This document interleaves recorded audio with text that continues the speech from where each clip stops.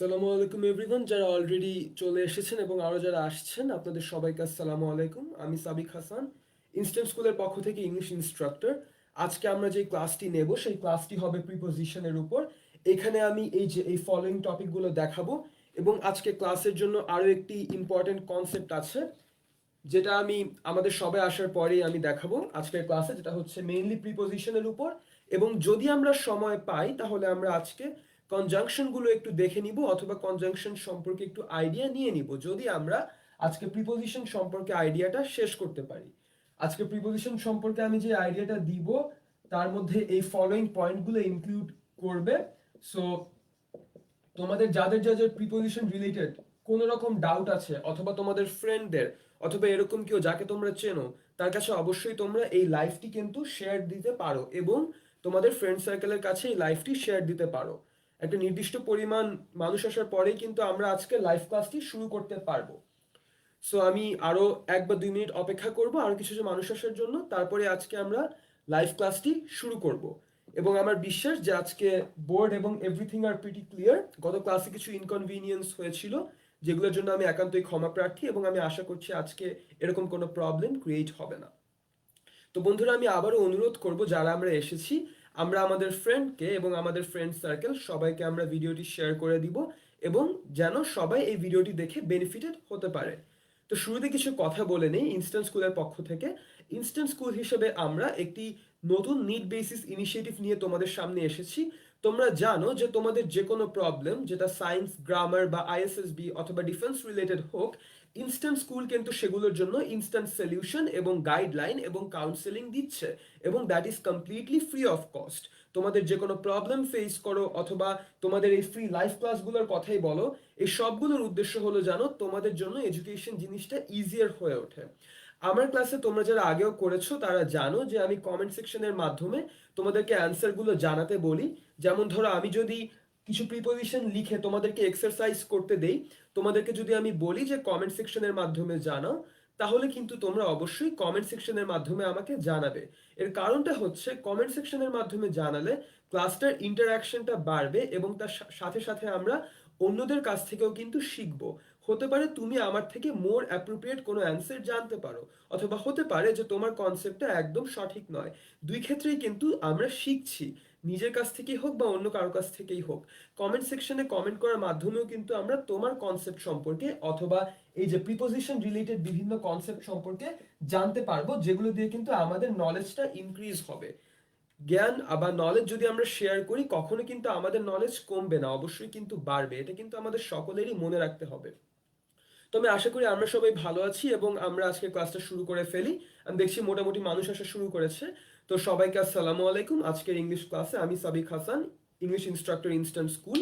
আজকে আমরা যে টপিকটি নিয়ে আলোচনা করব সেটা হচ্ছে প্রিপোজিশন এবং কনজাংশন। কিন্তু তার আগে অ্যাজ ইউজুয়াল আজকে আমরা প্রিপোজিশন নিয়ে যেই টপিকগুলো নিয়ে আলোচনা করব সেটা হচ্ছে number 1 preposition circle, number 2 definition, number 3 preposition types, number 4 sorry preposition circle একবার লিখেছি অলরেডি, আর নাম্বার 5 বা লাস্ট হচ্ছে প্রিপোজিশন রিলেটেড একটা এক্সারসাইজ। আমি জানি যে একটা ক্লাসই যথেষ্ট নয়, কিন্তু আমরা চেষ্টা করব বেসিক কনসেপ্ট যেন আমরা নিয়ে নেই। ইন অ্যান্ড অ্যাট কোথায় ইউজ হয়, অফ, অ্যাবাভ, ওভার কোথায় ইউজ হয়, থ্রু, ইনটু কোথায় ইউজ হয়, প্রিপোজিশন অফ টাইমের স্পেসিফিকেশন, প্রিপোজিশন অফ প্লেসের স্পেসিফিকেশন, সবগুলোই কিন্তু আমরা এর সাহায্যে জেনে নিব। কিন্তু এত কিছুর আগে আমরা কিন্তু গত ক্লাসের একটু রিওয়াইন্ড বা একটু রিক্যাপিচুলেশন করে নিব। গত ক্লাস যেটার উপর ছিল সেটা হচ্ছে অ্যাডভার্ব। ওই জন্য অ্যাডভার্ব রিলেটেড 2 বা 3টে এক্সারসাইজ করিয়ে আমি আজকের ক্লাসে মেইন স্ট্রিমে চলে আসব। তো দেখো, আমি তোমাদেরকে কোয়েশ্চেনে জিজ্ঞেস করব লাইভে এবং তোমরা কমেন্টে কিন্তু অবশ্যই অ্যান্সার দিবে। গত ক্লাসে যে অ্যাডভার্বের উপর করলাম ওই রিলেটেড কিছু এক্সারসাইজ করে আমরা আজকের মেইন ক্লাসে মুভ করব। ওই রিলেটেড এক্সারসাইজ হবে ম্যাক্সিমাম 5 থেকে 7 মিনিট। তো সবার আগে ধরো তোমাদেরকে একটা সেন্টেন্স লিখি।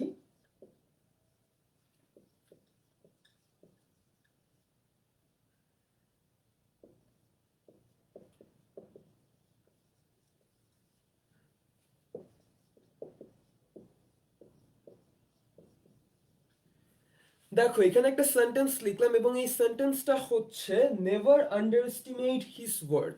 এখন তোমরা আমাকে বলো যে এই যে আমি একটা সেন্টেন্স লিখলাম, নেভার আন্ডারএস্টিমেট হিজ ওয়ার্থ, এই সেন্টেন্সের মধ্যে অ্যাডভার্বটা কোথায়? তোমরা কমেন্ট সেকশনে কমেন্ট করে জানিয়ে দাও। এটা হচ্ছে অ্যাডভার্বের এক্সারসাইজ। এটা কি? অ্যাডভার্বের কিছু এক্সারসাইজ। তোমরা আমাকে কমেন্ট করে জানাবে যে এই সেন্টেন্সের মধ্যে অ্যাডভার্বটা কোথায়। যারা যারা অলরেডি জানো তারা কমেন্ট করে জানালে খুবই ভালো হয়, তাহলে আমরা কিন্তু আরো ইজিলি প্রসিড করতে পারবো। দেখো, নেভার আন্ডারএস্টিমেট হিজ ওয়ার্থ, এখানে অ্যাডভার্ব কোনটা, এটা কিভাবে বের করব? সবার আগে স্টেপ 1, সেন্টেন্সে কি কোনো ভার্ব আছে? একবার দেখো, নেভার আন্ডারএস্টিমেট হিজ ওয়ার্থ তার মানে হচ্ছে তার মূল্যকে কখনো অবমাননা করবে না, বা তার মূল্যের কখনো অবমাননা তুমি করবে না। এই যে নেভার আন্ডারএস্টিমেট হিজ ওয়ার্থ। এখন আমাকে একটা কথা বলো, এই যে অবমাননা অথবা আন্ডারএস্টিমেট একটা ওয়ার্ড লিখেছি, এইটা কোন পার্টস অফ স্পিচ? আমরা যদি একটু ভেবে দেখি যে আন্ডারএস্টিমেট কোন পার্টস অফ স্পিচ, অবমাননা করা অথবা ডিমিন করা, এটা কিন্তু একটা ভার্ব। কি বললাম? আন্ডারএস্টিমেট একটা ভার্ব। এখন সবার আগেই বলেছিলাম ভার্ব হলে আশেপাশে থাকে অ্যাডভার্ব। হিস, এটা তো প্রোনাউন, তাহলে কি হবে? দেখো এখানে কিন্তু নেভার আছে এবং এইটাই কিন্তু একটা এখানে অ্যাডভার্ব হয়ে দাঁড়ালো। কেন? when will you not underestimate his word, you will never underestimate his word, এটাই কিন্তু একটা ভার্বের ধরন বা একটা ভার্বকে কিন্তু ঠিকই মডিফাই করছে। এবং এই জন্যই কিন্তু আমরা এখানে বুঝে গেলাম যে এইটা কেন একটা অ্যাডভার্ব। তো এখান থেকে আমাদের টিপটা ছিল, সেন্টেন্সে অ্যাডভার্ব খুঁজতে হলে এলওয়াই খুঁজো, অথবা তুমি দেখো যে সেন্টেন্সে ভার্ব কোথায় আছে, অথবা তুমি তারপর অন্যান্য স্টেপে যাও। ঠিক আছে? এরপর দেখো আমি তোমাদেরকে আরেকটা এক্সাম্পল দেই।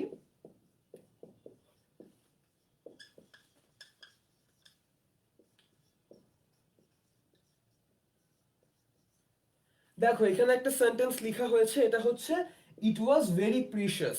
এখন তোমরা বলো এটা খুবই খুবই মূল্যবান ছিল, ইট ওয়াজ ভেরি প্রিশিয়াস। এখন বলো ভাই এখানে অ্যাডভার্বটা কোথায়? বন্ধুরা এটা কিন্তু অ্যাডভার্বের এক্সারসাইজ, কয়েকটা করিয়ে কিন্তু আমরা প্রিপোজিশন বা আজকের মেইন ক্লাসে মুভ করব। অ্যাডভার্বের এক্সারসাইজ কেন করাচ্ছি আমি? অ্যাডভার্বের এক্সারসাইজ করাচ্ছি কারণ অ্যাডভার্বের এক্সারসাইজ করলে একটু রিক্যাপিচুলেট হবে এবং আগের ক্লাসেরও একটু ফ্লো থাকবে। So it was very precious, এখানে একটা কথা বলো যে এটি খুবই মূল্যবান ছিল। এখন তুমি আমাকে বলো যে এই সেন্টেন্সে প্রিশিয়াস যে ওয়ার্ডটা লিখলাম, প্রিশিয়াস মানে কি, বা what does it mean, what kind of a parts of speech is precious? দেখো আমি যদি একটু ভাবি তাহলে দেখো, প্রিশিয়াস কোন পার্টস অফ স্পিচ? ভাইয়া প্রিশিয়াস হচ্ছে অ্যাডজেক্টিভ। কেন অ্যাডজেক্টিভ? প্রিশিয়াস মানে কি? খুবই মূল্যবান, অত্যন্ত মূল্যবান, এটা খুবই মূল্যবান। এখন মূল্যবান এটা হচ্ছে প্রিশিয়াস বা অ্যাডজেক্টিভ। কেন অ্যাডজেক্টিভ? কারণ মূল্যবান বা মূল্যবান বা precious states the state or condition of something. এটার কোয়ালিটি কেমন? এটা খুবই প্রিশিয়াস, এটার কন্ডিশন এটা খুবই প্রিশিয়াস আমার কাছে বা তোমার কাছে। ওই জন্য এখানে প্রিশিয়াস হচ্ছে একটা অ্যাডজেক্টিভ। ওই যে দোষ গুণ অবস্থা সংখ্যা পরিমাণ, এখন অ্যাডজেক্টিভের কথা থাক। এই যে আশেপাশে দেখো তো অ্যাডভার্ব এখানে আছে নাকি? এটা কেমন প্রিশিয়াস? এটা খুবই precious, it was very precious. এই যে এখানে যে ভেরি, এইটাই কিন্তু এখানে অ্যাডভার্ব হয়ে দাঁড়িয়েছে। Moral of the story, adverb শুধুমাত্র ভার্বকেই মডিফাই করে না, এটা অ্যাডজেক্টিভকেও মডিফাই করতে পারে অথবা কোনো অ্যাডভার্বকেও মডিফাই করতে পারে। এটি আমি তোমাদেরকে করাচ্ছি শুধুমাত্র জানো গত ক্লাসের কথাগুলো বা অ্যাডভার্ব সম্পর্কিত যে কথা সেগুলো তোমাদের মনে থাকে। দেখো অ্যাডভার্ব রিলেটেড লাস্ট এক্সারসাইজটা করেই কিন্তু আমরা আজকের ক্লাসের মেইন ফ্লোতে চলে যাব। তো অ্যাডভার্ব রিলেটেড এক্সারসাইজ লাস্ট কি ছিল?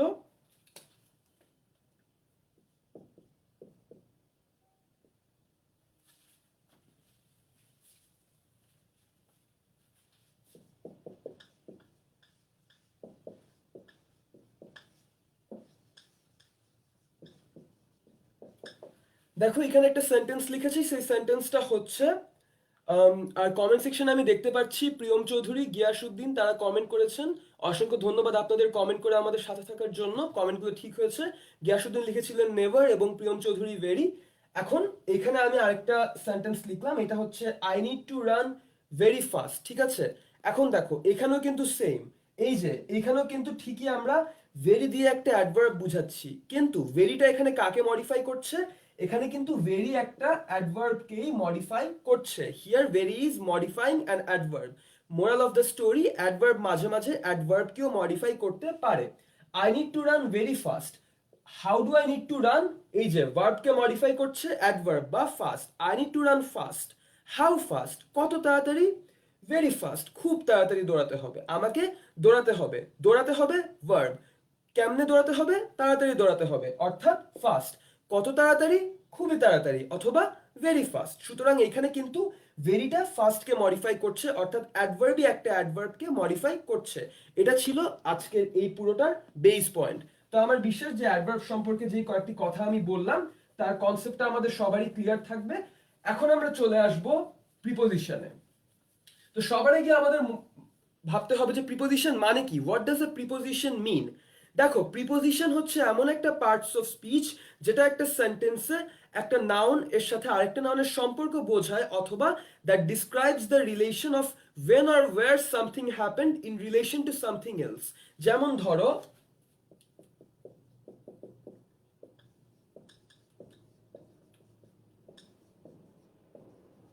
দেখো আমি কি বললাম, প্রিপোজিশন মানে হচ্ছে when or where something is in relation to something else।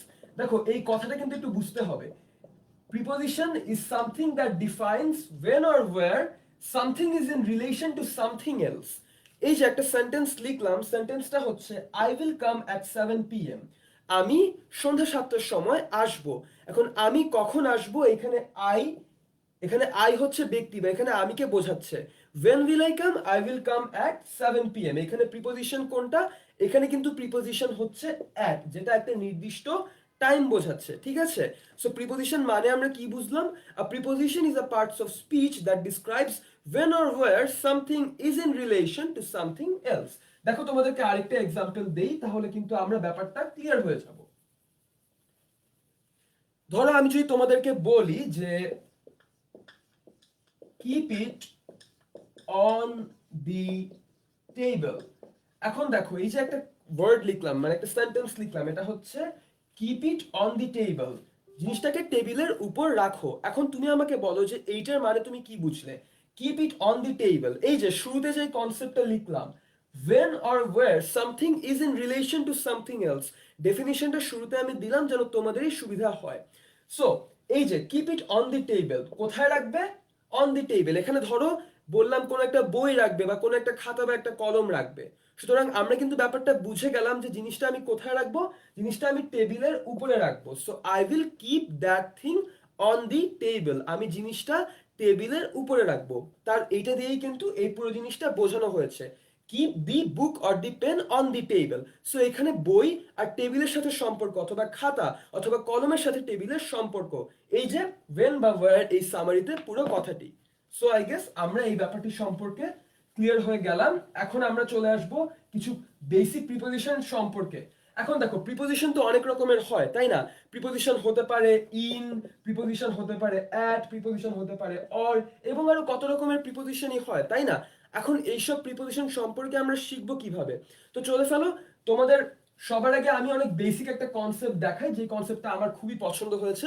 Ayman Sadiq ভাইয়ার একটা কনসেপ্ট এইটা, অর্থাৎ উনার কাছ থেকে আমি এটা দেখেছি, সেটা হচ্ছে প্রিপোজিশন সার্কেল। কি বলবো, এটাকে বলা হয় প্রিপোজিশন সার্কেল। এখন এই সার্কেল দিয়ে আমরা আজকে প্রিপোজিশন শিখবো। দেখো এই কনসেপ্টটি আমার খুবই পছন্দ হয়েছে, দেখো তোমাদেরকে আমি দেখাই, আই গেস তোমাদেরও পছন্দ হবে। এখন এই যে একটা সার্কেল আঁকলাম, যদিও শেপটি একদম হয়নি, এটি দিয়ে আমরা আজকে প্রিপোজিশন শিখবো। কিভাবে শিখবো? ধরো কোনো একটি জিনিস একদম এটার সারফেসে আছে, কি বললাম? কোনো একটা জিনিস একদম এটার সারফেসে আছে। যখন কোনো একটা জিনিস একদম এই সার্কেলের সারফেসে থাকবে, তখন ওটাকে আমরা বলবো অন। কি বলবো? একদম যদি সারফেসে থাকে তখন আমরা ওটাকে বলবো অন, এবং যখন এটার একটু ভিতরে থাকবে তখন আমরা এটাকে বলবো ইন। সার্কেলটার ভিতরে, যখন আরো ভিতরে বা সার্কেলের মধ্যে অত্যন্ত ক্ষুদ্র একটা জায়গায় থাকবে, তখন সেটা হবে অ্যাট। কি বললাম? পুরো সার্কেলটা আছে একদম সারফেসে, এটাকে বলবো আমি কি ভাইয়া? এটাকে বলবো আমি সারফেস।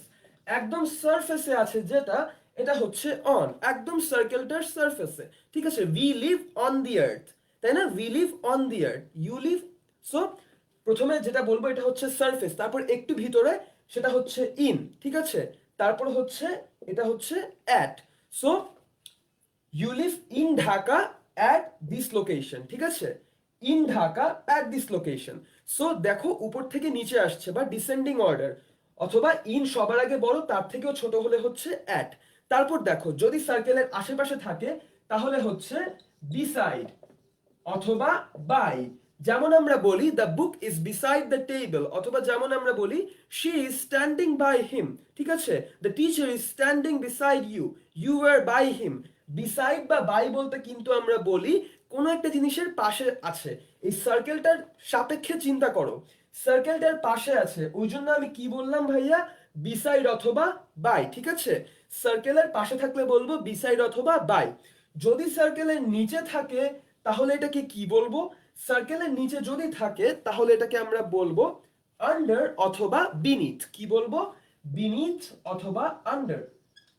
যেমন বলতে পারি the kid is hiding under the shelf, অথবা the pen fell under the table. So আমরা কিন্তু বুঝে গেলাম যে যদি এইটার নিচে বোঝাই তখন কিন্তু আমরা বিনিথ অথবা আন্ডার ইউজ করছি। এখন তোমরা আমাকে বলো, যদি কোনো একটা জিনিস এই সার্কেলের ভিতর দিয়ে চলে যায়, কি বললাম, এই সার্কেলের ভিতর দিয়ে কোনো একটা জিনিস চলে যাবে, তখন কি ব্যবহার করব? How do we explain it when something goes through something? যদি সার্কেলের ভিতর দিয়ে কিছু একটা চলে যায় তাহলে আমরা বলবো হচ্ছে থ্রু অথবা অ্যাক্রস। কি বলবো, থ্রু অথবা অ্যাক্রস। সো সার্কেলের মধ্য দিয়ে যদি কিছু একটা চলে যায় তাহলে আমরা এটাকে বলবো থ্রু অথবা অ্যাক্রস। অথবা আমরা এটাকে আরেকটা ইয়ে দিয়ে বলতে পারি, এটা হচ্ছে ইনটু।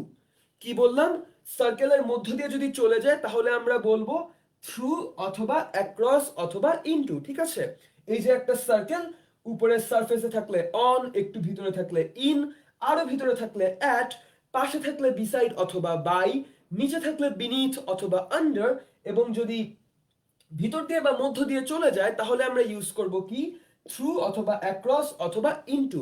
তো আমরা কিন্তু মোটামুটি বেসিক বুঝে গেলাম, কিন্তু আরেকটা প্রশ্ন, সেটা হচ্ছে যদি সার্কেলের অনেক উপরে থাকে তাহলে অ্যাবাভ হবে নাকি ওভার হবে?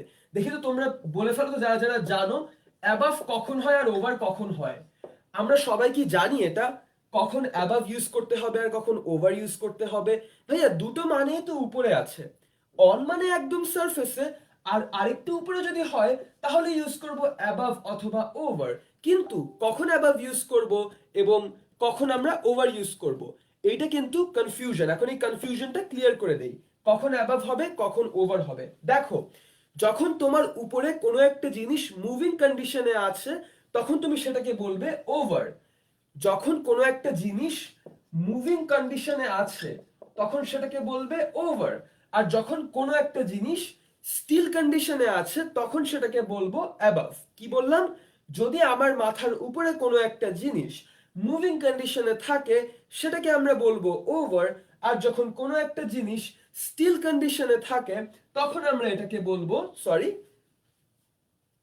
তখন আমরা এটাকে বলবো অ্যাবাভ। ঠিক আছে, সো আমরা কিন্তু বুঝে গেলাম অ্যাবাভ কখন বলবো, ওভার কখন বলবো। যেমন ধরো, দি বয় র্যান ওভার দি ফেন্স, ছেলেটা দৌড়াতে দৌড়াতে ফেন্সটা ক্রস করলো, he ran over the fence. ছেলেটা কি ছিল, ছেলেটা কিন্তু ঠিকই এখানে মুভিং ছিল, ছেলেটা কিন্তু মোশনে ছিল, এবং এই জন্যই কিন্তু আমরা এখানে ওভার ইউজ করেছি। কিন্তু যদি বলি the suppose the light is above my head, আমার মাথার উপরে একটি লাইট আছে, লাইটটি কিন্তু নড়ছে না, এই জন্য কিন্তু আমি বললাম যে the light is above my head. আশা করছি যে এই জিনিসটি ক্লিয়ার হয়েছে, কখন আমরা ওভার ইউজ করব এবং কখন অ্যাবাভ ইউজ করব।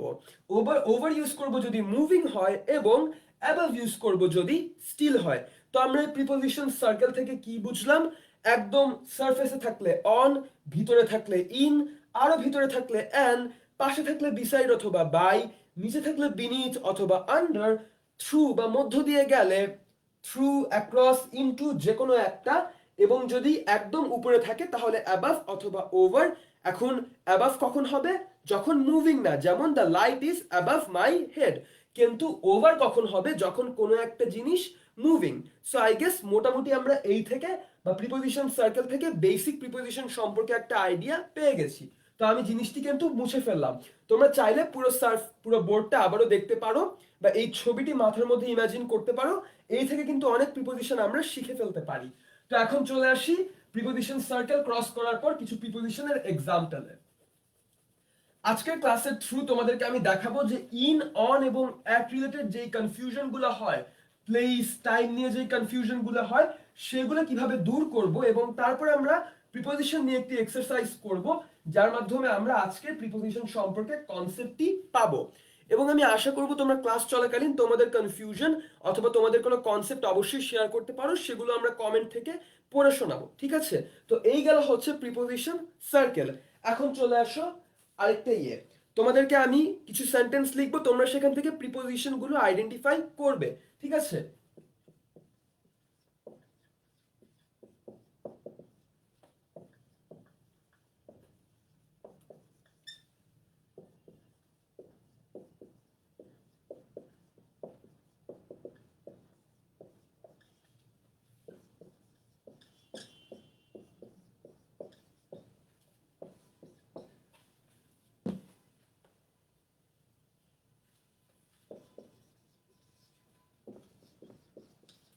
দেখি তো কে কত তাড়াতাড়ি করতে পারো। এইখানে যে আমি অনেক বড় একটা মোটামুটি একটা সেন্টেন্স লিখে ফেললাম।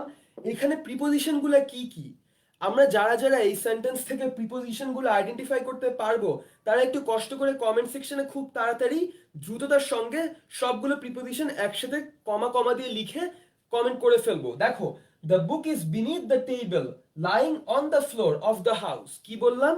The book is beneath the table lying on the floor of the house. এই যে পুরো একটা সেন্টেন্স লিখলাম, একটা বড় সেন্টেন্স, এই সেন্টেন্সের মধ্যে প্রিপোজিশন গুলো কি কি বা কোন কোন প্রিপোজিশন রয়েছে, আমরা যারা যারা প্রিপোজিশন চিনি আমি অনুরোধ করবো এবং আশা করবো আমরা সবাই কমেন্ট সেকশনে লিখে জানিয়ে দিব কোন কোন প্রিপোজিশন এই সেন্টেন্সের মধ্যে রয়েছে। আমি কমেন্ট থেকে তোমাদের সেগুলো পড়ে শোনাবো এবং তারপর আমরা ডিসকাস করব ঠিক আছে নাকি না। তো ভাই, প্রিপোজিশন আমি এটা কিভাবে বুঝবো? প্রিপোজিশন নাকি না তুমি এটা বুঝবে তখন যখন তুমি এটা বুঝবে যে ইট describes the relation of when or where something is in relation to something else। অর্থাৎ পজিশন অথবা টাইম বোঝাচ্ছে। বোঝার চেষ্টা করবা, পজিশন অথবা টাইম বোঝাচ্ছে, তখন বুঝবে এটা প্রিপোজিশন হতে পারে। একটু ভালো করে দেখো তো এখানে কোন কোন জায়গায় পজিশন অথবা টাইম বোঝাচ্ছে, অর্থাৎ রেসপেক্টিভ পজিশন অথবা টাইম বোঝাচ্ছে। The book is beneath the table lying on the floor of the house. এই যে একটা বড় একটা সেন্টেন্স লিখলাম, এখানে কোথায় প্রিপোজিশন আছে আমি অলরেডি দেখতে পাচ্ছি। গিয়াসউদ্দিন স্যার কমেন্ট করেছেন বিনিথ অন অফ, অসংখ্য ধন্যবাদ স্যার কমেন্টের জন্য। এখন দেখো, the book is beneath the table, where is the book? The book is beneath the table. বইটা হচ্ছে টেবিলটার নিচে, ঠিক আছে? বইটা কোথায়? বইটা কোথায়? এই যে পজিশন, বইটা কোথায়? বইটা হচ্ছে টেবিলটার একদম নিচে, ওই জন্য the book is beneath the table. Beneath হচ্ছে একটা প্রিপোজিশন, তারপর প্রিপোজিশন কোথায়? তারপর প্রিপোজিশন হচ্ছে on. Where is the book lying? The book is lying on the floor. এখন তোমরা বলো, শুরুতে যে ডেফিনিশন দিলাম, preposition describes the relation between one or more nouns in a sentence. এখন বলো, এই সেন্টেন্সে বুক একটা নাউন, এই সেন্টেন্সে টেবিল একটা নাউন। বুক এবং টেবিলের মধ্যে রিলেশন কে দেখাচ্ছে? বিনিথ দেখাচ্ছে। Where is the book? The book is beneath the table. অর্থাৎ টেবিলটার সাপেক্ষে বইটা কোথায়? টেবিলটার সাপেক্ষে বইটি হচ্ছে টেবিলটার নিচে। এই জন্য বুক এবং টেবিল এই দুটো নাউনের মধ্যে একটা রিলেশন কে দেখাচ্ছে? বিনিথ, বা এটা একটা প্রিপোজিশন, ওই যে শুরুর ডেফিনিশনের সাথে কিন্তু মিলে গেল। এরপর দেখো, lying on the floor. Where is the book lying? The book is lying on the floor. বইটা ফ্লোরের উপর আছে। এখন বইটা কোথায় আছে? ফ্লোরের উপর। এখন তুমি আমাকে বলো, এই যে অন প্রিপোজিশনটা, এটা কার কার মধ্যে রিলেশন দেখাচ্ছে? অন প্রিপোজিশনটা কিন্তু রিলেশন দেখাচ্ছে বুক এবং ফ্লোরের মধ্যে। কার কার মধ্যে? বুক এবং ফ্লোরের মধ্যে। Where is the book? The book is on the floor.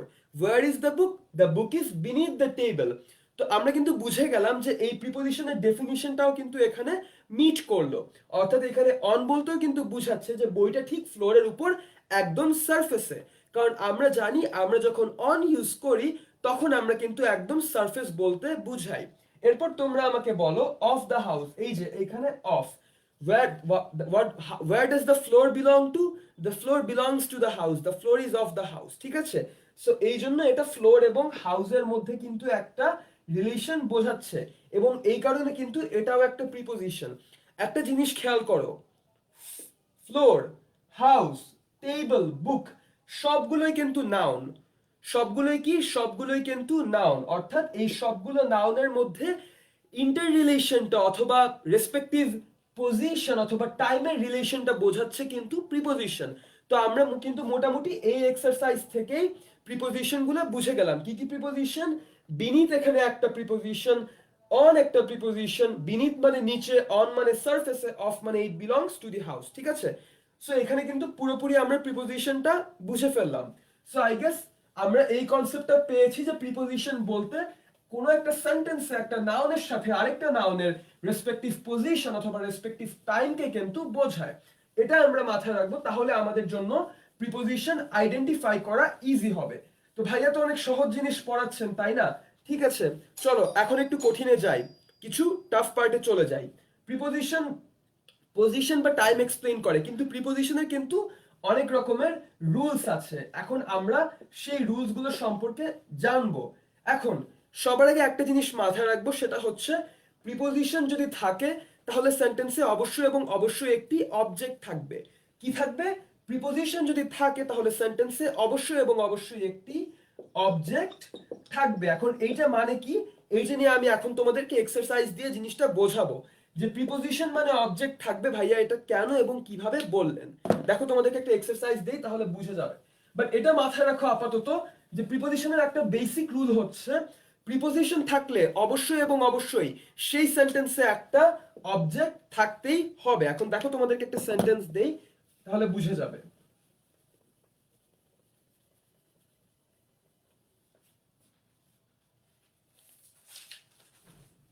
দেখো ফার্স্ট ইয়ে হচ্ছে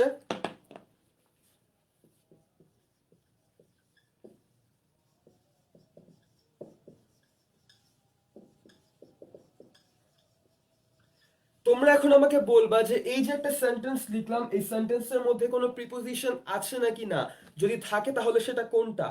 ফার্স্ট কোয়েশ্চেন, এই সেন্টেন্সের মধ্যে কোনো প্রিপোজিশন আছে নাকি না, যদি থাকে তাহলে সেটা কোনটা। এই এক্সারসাইজের মাধ্যমে আমরা একটা কনসেপ্ট শিখব, সেটা হচ্ছে প্রিপোজিশন থাকলে ভাইয়া একটা সেন্টেন্সে অবশ্যই এবং অবশ্যই অবজেক্ট থাকতেই হবে। কি বললাম? প্রিপোজিশন থাকলে একটা সেন্টেন্সে অবশ্যই এবং অবশ্যই একটা অবজেক্ট থাকতে হবে। যদি অবজেক্ট না থাকে তাহলে সেটা প্রিপোজিশন না। যদি সেন্টেন্সটাতে কোনো অবজেক্টই না থাকে তাহলে সেটা মোটেও প্রিপোজিশন হবে না। তোমাদেরকে একটা সেন্টেন্স দিয়েছিলাম, দে আর ইন দি কিচেন। এখন তোমরা বলো যে দে আর ইন দি কিচেন এই সেন্টেন্সের মধ্যে প্রিপোজিশন কোনটা। যদি একটু খেয়াল করে দেখি তাহলে বুঝবে who are in the kitchen, they are in the kitchen. সুতরাং এখানে কিন্তু আমরা অবজেক্টটা পেয়ে গেছি। তোমরা বলো they are in the kitchen এখানে প্রিপোজিশন কি। আমি দেখতে পাচ্ছি রোকসানা রহমান রুকু কমেন্ট করেছেন ইন, অসংখ্য ধন্যবাদ সঠিক উত্তরের জন্য। এখানে ইন হচ্ছে প্রিপোজিশন, কিন্তু এখানে অবজেক্ট কি। আমার প্রশ্ন হচ্ছে এখানে ইন প্রিপোজিশন আমি মেনে নিলাম, কিন্তু এখানে অবজেক্ট কোনটা। দে তো অবজেক্ট না, they are in the kitchen, who are in the kitchen, they are in the kitchen. এখন দে এর সাথে কিচেনের একটা সম্পর্ক বোঝাচ্ছে ইন, এই জন্য এটা প্রিপোজিশন, কিন্তু এখানে অবজেক্ট কোনটা সেটা হচ্ছে আমার প্রশ্ন। They are in the kitchen এখানে অবজেক্ট কোনটা একটু খেয়াল করে দেখলে বুঝবো। কিচেন হচ্ছে এখানে object. Moral of the story হচ্ছে where are they are in the kitchen. সুতরাং আমরা কিন্তু একটা ব্যাপার বুঝতে পারছি যে অবজেক্ট থাকলে প্রিপোজিশন থাকবে। এখন তোমাদেরকে আরেকটা এক্সাম্পল দিই, ব্যাপারটা ক্লিয়ার হয়ে যাবে। নাহলে আমাদের এই কনফিউশনটা থেকে যাবে যে ভাইয়া অবজেক্ট অবজেক্ট বলতে আপনি কি বুঝাচ্ছেন, প্রিপোজিশনের সাথে অবজেক্টের কি সম্পর্ক, এটা তো আমরা বুঝলাম না। দেখো তোমাদেরকে এক্সাম্পল দেই। ধরো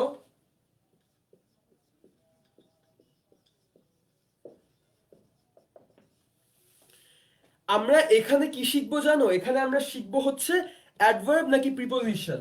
অনেক ডাউট হবে, আমি দেখি তোমরা কয়জন সঠিক উত্তর দাও। দেখো প্লিজ কাম ইন, তোমরা বলো এখানে যে ইন আছে এটা কি প্রিপোজিশন নাকি না। সিম্পল অ্যান্সার চেয়েছি, প্লিজ কাম ইন। তোমরা তোমাদের পার্সপেক্টিভ থেকে বলবে, কিন্তু দেখি কে কতক্ষণ না ভেবে বলতে পারো। এই যে এখানে ইন লিখলাম, কে কে বলবা ইন প্রিপোজিশন আর কে কে বলবা ইন প্রিপোজিশন না। আমি প্রশ্নটা আবারও করছি, এইখানে যে প্লিজ কাম ইন লিখলাম এইখানে ইন কি প্রিপোজিশন হবে নাকি না, এটা হচ্ছে আমার প্রশ্ন। তোমরা যদি জেনে থাকো তাহলে কমেন্ট সেকশনে তোমাদের ওপিনিয়ন বা কমেন্ট করে জানিয়ে দাও যে ভাইয়া এই যে ইন লিখলেন না এটা প্রিপোজিশন, অথবা না এটা প্রিপোজিশন না, যে কোনো একটা বলো, ইয়েস অথবা নো। প্লিজ কাম ইন, তোমাদের এই ক্ষেত্রে তোমাদের অ্যান্সারটা খুবই দরকার, কারণ তোমাদের অ্যান্সার না থাকলে আমরা এই কনসেপ্টটা দেখাতে পারবো না। আজকের কনসেপ্ট দেখাবো যে এইখানে এটা প্রিপোজিশন হবে নাকি না। সো অনেক কনফিউশন হচ্ছে, কমেন্ট সেকশনে কোনো উত্তর দেখতে পাচ্ছি না। দেখো আমি বলি, প্লিজ কাম ইন, এখানে তোমরা আমাকে বলো এখানে অবজেক্ট কি। প্লিজ কাম ইন, এখানে কিন্তু সেন্টেন্সের মধ্যে কোনো নির্দিষ্ট করে অবজেক্ট নেই। আসমা খাতুন দেখতে পাচ্ছি কমেন্ট করেছেন নো, এবং রোকসানা রহমান রুকু, মোহাম্মদ তুষার ইমরান অসংখ্য ধন্যবাদ কমেন্ট করে জানানোর জন্য। Giasuddin sir please come in, এইখানে কোনো প্রিপোজিশন এটা হবে না, তাহলে এটা কি হবে? আচ্ছা এটা কোনো প্রিপোজিশন না, আমি মেনে নিলাম, লজিকে পরে যাব, তাহলে এটা কি, এটা কোন পার্টস অফ স্পিচ, এটা হচ্ছে আমার প্রশ্ন। আমরা এতক্ষণ ধরে ইন, অ্যাট, অন প্রিপোজিশন জানলাম, ঠিক আছে, এটা প্রিপোজিশন না, এটাও আমি মেনে নিলাম, কিন্তু তোমাদের কাছে আমার প্রশ্ন যে এটা কি, এটা প্রিপোজিশন না হলে কি, ভার্ব, অ্যাডজেক্টিভ, নাউন, নাকি এটা কি, এটা এটা কোন পার্টস অফ স্পিচ, এটা আমার প্রশ্ন। ইন এটা কোন পার্টস অফ স্পিচ এই সেন্টেন্সে, এটা এটা এটা কোন parts of speech, noun, pronoun, adverb, adjective, কি এটা এটা কি হবে? দেখো একটু যদি খেয়াল করি তাহলে আমরা বুঝতে পারবো যে আশেপাশে কি আছে। ওই যে আগের কনসেপ্টটা, আসমা খাতুন কমেন্ট করেছেন নাউন, রিয়েলি সরি বাট এইখানে ইন যেটা এটা কিন্তু নাউন হবে না। কেন হবে না এখন আমি বলে দেই। এখানে ইন যেটা এটা হবে একটা অ্যাডভার্ব। কি বললাম? ইন হবে একটা অ্যাডভার্ব। কেন হবে এটা নিজেরাই ভেবে নিন। এখানে ইন একটা অ্যাডভার্ব হবে, কেন হবে এটা কিন্তু একটু আগে আমি বলেছিলাম। আশেপাশে কোনো ভার্ব আছে নাকি না এটা খেয়াল করব। এই যে প্লিজ কাম, এই যে এটা হচ্ছে ভার্ব, ভার্বের একদম বেসিক ফর্ম ইউজ করে ফেলেছি। এখন দেখেন এই সেন্টেন্সে কোনো অবজেক্টও নাই, আবার এই সেন্টেন্সে ভার্বও আছে। চান্সেস আর সেটা প্রিপোজিশন হবে না, সেটা হবে অ্যাডভার্ব। কি হবে? সেটা হবে অ্যাডভার্ব। এই সেন্টেন্সে যেটা ইন এইটা কিন্তু প্রিপোজিশন না হয়ে এইটা হবে অ্যাডভার্ব। Excuse me.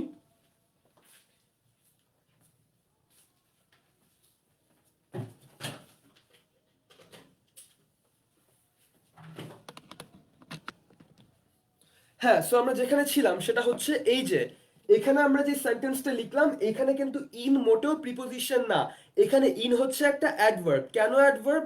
কারণ ফার্স্ট অফ অল এই সেন্টেন্সের মধ্যে কোনো অবজেক্ট নেই, এবং সেকেন্ড অফ অল এই সেন্টেন্সের মধ্যে একটি ভার্বও আছে। সো বেসিক্যালি এটা প্রিপোজিশন না হয়ে অ্যাডভার্ব হবে। দেখো আরেকটা এক্সাম্পল দেখাই, ব্যাপারটা ক্লিয়ার হয়ে যাবে।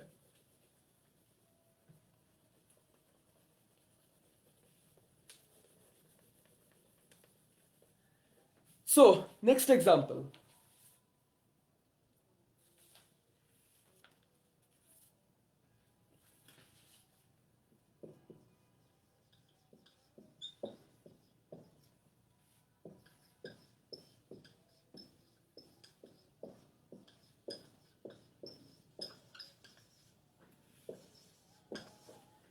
কি লিখলাম এখানে? There was a doorway before me. আমার প্রশ্ন যারা যারা ক্লাসটা করছেন, there was a doorway before me, এখানে কি কোনো প্রিপোজিশন আছে? যদি থেকে থাকে এই পুরো সেন্টেন্সের মধ্যে প্রিপোজিশন কোনটা? এইটাই কিন্তু আমাদের এক্সারসাইজ, এটাই কিন্তু আমাদের চর্চা। there was a doorway before me। এখন আমরা সবাই বলবো যে কেন এই যে এখানে সেন্টেন্সের মধ্যে প্রিপোজিশন কোনটা আছে। আমরা যারা জানি তারা কমেন্ট সেকশনে তাড়াতাড়ি কমেন্ট করে জানিয়ে দিব যে এই পুরো সেন্টেন্সের মধ্যে প্রিপোজিশন কি আছে, এবং যদি থাকে তাহলে সেটা কোনটা। পয়েন্ট টু বি নোটেড সেটা হচ্ছে আমরা দেখব অবজেক্ট আছে নাকি না। অবশ্যই এবং অবশ্যই এটা খেয়াল রাখতে হবে, যদি অবজেক্ট থাকে তাহলে প্রিপোজিশন, যদি অবজেক্ট না থাকে তাহলে সেটা প্রিপোজিশন হবে না, সেটা হবে অ্যাডভার্ব। কি বললাম? অবজেক্ট থাকলে প্রিপোজিশন, অবজেক্ট না থাকলে অ্যাডভার্ব। কেন? এই যে there was a doorway before me, আমি কমেন্ট সেকশনে দেখতে পাচ্ছি কমেন্ট শুরু হয়েছে, আসমা খাতুন লিখেছেন বিফোর, এটা হবে এখানে প্রিপোজিশন। কেন? আমার সামনে একটা ডোরওয়ে ছিল, ঠিক আছে, এখানে কিন্তু ডোরওয়ের সাথে আমার সম্পর্কটা বুঝাচ্ছে। এখন আমার সেকেন্ড প্রশ্ন, আমরা সাবজেক্ট অবজেক্ট সম্পর্কে কতটুকু জানি? এই সেন্টেন্সের মধ্যে অবজেক্ট কোনটা বলুন তো? আমি দেখতে পাচ্ছি তাসমুন হাসান তাওহিদ কমেন্ট করেছেন বিফোর, অসংখ্য ধন্যবাদ আমাদের সাথে থাকার জন্য ভাইয়া। আমার সেকেন্ড প্রশ্ন আছে, সেকেন্ড প্রশ্ন হচ্ছে দেয়ার ওয়াজ আ ডোরওয়ে বিফোর মি। এই যে আমি বললাম প্রিপোজিশন থাকলে অবশ্যই এবং অবশ্যই অবজেক্ট থাকে, তাহলে এইখানে প্রিপোজিশন আছে বিফোর, তাহলে এখানে অবজেক্ট কোথায়? দেয়ার ওয়াজ আ ডোরওয়ে বিফোর মি, এই সেন্টেন্সের মধ্যে অবজেক্ট কোথায়? আমরা যারা যারা জানি তারা কিন্তু কমেন্ট সেকশনে অবজেক্টটাও কমেন্ট করে জানিয়ে দিব যে ভাইয়া এই সেন্টেন্সে অবজেক্ট হচ্ছে এইটা। আমরা একটু খেয়াল করি, দেয়ার ওয়াজ আ ডোরওয়ে বিফোর মি। এখন একটা জিনিস দেখো, কার সামনে ডোরওয়ে ছিল? আমার সামনে ডোরওয়ে ছিল। তো এখানে খুবই কমন যে এখানে কিন্তু আলটিমেটলি অবজেক্টটা হচ্ছে কিন্তু মি, ঠিক আছে। এবং এখান থেকে আমরা আরেকটা জিনিস শিখে নিলাম, সেটা হচ্ছে প্রিপোজিশন যখন থাকবে তখন প্রোনাউনগুলো অবজেক্ট ফর্মে থাকে। কি বললাম? প্রিপোজিশন যখন একটা সেন্টেন্সে থাকবে তখন অবশ্যই এবং অবশ্যই প্রোনাউনগুলো এই যে অবজেক্ট ফর্মে থাকবে। ওই জন্য আমরা কিন্তু বুঝে ফেললাম যে অবজেক্ট কথাটা প্রিপোজিশনের সাথে খুবই ডিপলি রিলেটেড। কেন রিলেটেড তা কিন্তু অলরেডি বলছি। আমি দেখতে পাচ্ছি কমেন্ট সেকশনে আরো অনেকে কমেন্ট করে জানিয়েছেন যে অবজেক্ট হচ্ছে মি। অসংখ্য ধন্যবাদ কমেন্টটা করার জন্য। এই জন্যই কিন্তু বিফোরটা হবে একটা প্রিপোজিশন। আচ্ছা, এখন আমরা আরেকটা এক্সাম্পল দেখাই।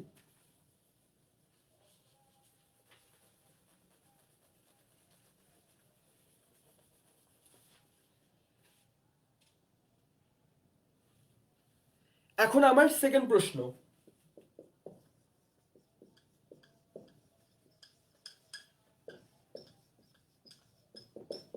এটা একটু ট্রিকি, দেখি এটা কতজন পারে। আমরা যারা যারা মনে করছি আমরা প্রিপোজিশন পারি, আমার তাদের কাছে প্রশ্ন, এই সেন্টেন্সের মধ্যে প্রিপোজিশন কি আছে? এই সেন্টেন্সের মধ্যে কি প্রিপোজিশন আছে নাকি না? এই সেন্টেন্সের মধ্যে যেটা আছে সেটা কি প্রিপোজিশন হবে নাকি না, এটা হচ্ছে আমার প্রশ্ন। ফার্স্ট কোয়েশ্চেন, এই সেন্টেন্সের মধ্যে কি প্রিপোজিশন আছে নাকি না, দেখি কতজন বলে এই সেন্টেন্সের মধ্যে প্রিপোজিশন আছে এবং কতজন বলে এই সেন্টেন্সের মধ্যে প্রিপোজিশন নেই। সো আই গেস প্রশ্নটা আমাদের সবার কাছেই ক্লিয়ার। দেখো প্রশ্নটা হচ্ছে I have never seen it before. এখন আমরা একটু খেয়াল করে দেখব যে I have never seen it before এখানে প্রিপোজিশন কোনটা হতে পারে। পয়েন্ট টু বি নোটেড, একটা জিনিস আমাদের মাথায় রাখতে হবে, সেটা হচ্ছে অবজেক্ট। এই কথাটা আমাদের মনে রাখতে হবে। এই কথাটা মনে রেখে আমরা এই এক্সারসাইজটা করব যে I have never seen it before. এখানে এই যে বিফোর, ঠিক আছে, বিফোর আছে, এটা কি প্রিপোজিশন হবে নাকি না? Yes or no? আমার প্রশ্ন, এই যে বিফোর, এটা কি প্রিপোজিশন হবে নাকি না? এটা কিন্তু ট্রিকি কোয়েশ্চেন, দেখি কারা কারা পারে। বিফোর একটা প্রিপোজিশন এই সেন্টেন্সে। আসমা খাতুন অসংখ্য ধন্যবাদ কমেন্টের জন্য। আমার প্রশ্ন হচ্ছে, এই যে এই সেন্টেন্সে বিফোর দিলাম, এই সেন্টেন্সে কোনো অবজেক্ট আছে নাকি না, অর্থাৎ বিফোরটা কি প্রিপোজিশন হবে নাকি না? Yes or no? এই সেন্টেন্সে বিফোর প্রিপোজিশন হবে নাকি না? আমরা যারা যারা মনে করি বিফোর প্রিপোজিশন হবে তারা লিখবো ইয়েস, যারা যারা মনে করি বিফোর প্রিপোজিশন হবে না তারা লিখবো নো। এবং আমরা নিজেকে জিজ্ঞেস করব যে আমি কি জেনে বলছি বিফোর প্রিপোজিশন হবে, এটা আমি কোন ভিত্তিতে বলছি, এটা ভাববো। বিফোর প্রিপোজিশন হবে না, এটা কোন ভিত্তিতে বলছি, এটা ভাববো। আমি কমেন্ট সেকশনে দেখতে পাচ্ছি সবাই কমেন্ট করেছেন নো, অসংখ্য ধন্যবাদ। সঠিক উত্তর, এখানে বিফোর প্রিপোজিশন হবে না। ফাইন, কিন্তু কেন? আমি দেখতে পাচ্ছি আরেকজন আছেন ফাউজিয়া লামিসা, অসংখ্য ধন্যবাদ কমেন্ট করে আমাদের সাথে থাকার জন্য। বিফোর প্রিপোজিশন হবে না কেন? আমরা তো অনেকে বলতে পারি যে আচ্ছা না, এখানে ইট, এইটা কি অবজেক্ট হবে না? একটা কথা বলি, বিফোর কিন্তু এখানে ইটের সাথে কোনো সম্পর্ক বোঝাচ্ছে না। বিফোর সম্পর্কটা বোঝাচ্ছে কিন্তু সিনের সাথে। অর্থাৎ বিফোর এখানে মডিফাই করছে কাকে? বিফোর মডিফাই করছে একটা ভার্বকে। এবং যখনই কোনো একটা ভার্বকে মডিফাই করবে তখনই কিন্তু আমরা ওটাকে অ্যাডভার্ব বলবো। পার্টটা কিন্তু একটু ট্রিকি। বিফোর কিন্তু এখানে ইটের সাথে কোনো সম্পর্ক নাই। বিফোরের সম্পর্ক সিনের সাথে, সিনের সম্পর্ক ইটের সাথে। আবার স্লো করে বলি, সিনের সম্পর্ক ইটের সাথে, আমার সাথে। আই হ্যাভ সিন ইট, ঠিক আছে। কিন্তু এইখানে যে বিফোর আছে, এটা মেইনলি মডিফাই করছে কাকে? বিফোরটা মডিফাই করছে সিনকে অথবা একটা ভার্বকে। কি বললাম? এখানে বিফোরটা মডিফাই করছে একটা ভার্বকে, এবং এই কারণে এটা একটা অ্যাডভার্ব হবে এবং এটা কোনো প্রিপোজিশন হবে না। কি বললাম? এটা একটা অ্যাডভার্ব হবে এবং এটা কোনো প্রিপোজিশন হবে না, ঠিক আছে। So that's the moral of the story. আমরা দেখব সেই ওয়ার্ডটা, সেটা হোক প্রিপোজিশন না, সেটা কাকে মডিফাই করছে। এখানে এটা সিনকে মডিফাই করছে। I have never seen it before, I have never seen it when, I have never seen it before. সিনের সাথে বিফোরের সম্পর্ক, ইটের সাথে কিন্তু বিফোরের সম্পর্ক না, এবং এই কারণেই কিন্তু আমরা এখানে এটাকে প্রিপোজিশন বলবো। সো আই গেস অবজেক্ট প্রিপোজিশনের এক সম্পর্ক এবং কাকে মডিফাই করছে কাকে করছে না এটার সাথে কিন্তু আরেকটা রিলেশন। আই গেস আমরা দুটোকে আলাদাভাবে চিহ্নিত করতে পারবো। একটা হচ্ছে কাকে মডিফাই করছে, ডাইরেক্টলি ভার্বকে করছে, ইটকেও করছে না। ওই জন্য এটা হবে এটা হবে অ্যাডভার্ব, প্রিপোজিশন না, ঠিক আছে। সো আরেকটা এক্সাম্পল দেই।